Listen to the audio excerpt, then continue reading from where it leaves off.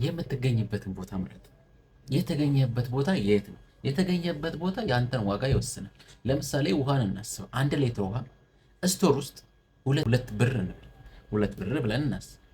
ከዛ ደግሞ ልክ ከስቶር ወጥቶ የሲሄድ ጅም ቤት ብናገኘው ጅም ቤት ደግሞ 4 ብር ሆኖ እናገኘዋለን ማለት ነው። ከዛ ደግሞ ከዛ ወጥቶ ደግሞ ኤርፖርት ቢሄድ ኤርፖርት ላይ ብናገኘው 6 ብር ሆኖ እናገኘዋለን።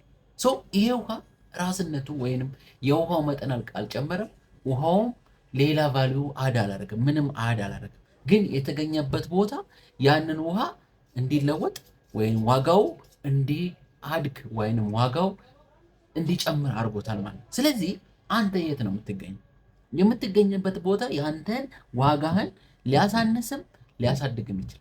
ስለዚህ የምንገኝበትን ቦታ ልንወስን ወይንም ልንመርጥ ይገባል ማለት ነው። በማንኛውም ቦታ ተገኝተን ወይንም የተገኘንበት ቦታ ቢያሳንሰን እንኳን የተገኘንበት ቦታ እንደሆነ ልናስብ ይገባል። የምንገኝበት ቦታ ሊያሳንሰንም ሊያሳድገንም ይችላል ማለት ነው። ስለዚህ እንደ ውሃው ልንሆን ይገባል። የምንገኝበት ቦታ የእኛን ቫሊዩ ከፍ ሊያደርግም ይችላል፣ ዝቅ ሊያደርግም ይችላል። ስለዛ የምንገኝበት ቦታ መምረጥ የመጀመሪያው ስራ ይሆናል ማለት ነው። ስለዚህ የምትገኝበትን ቦታ መምረጥ ነው።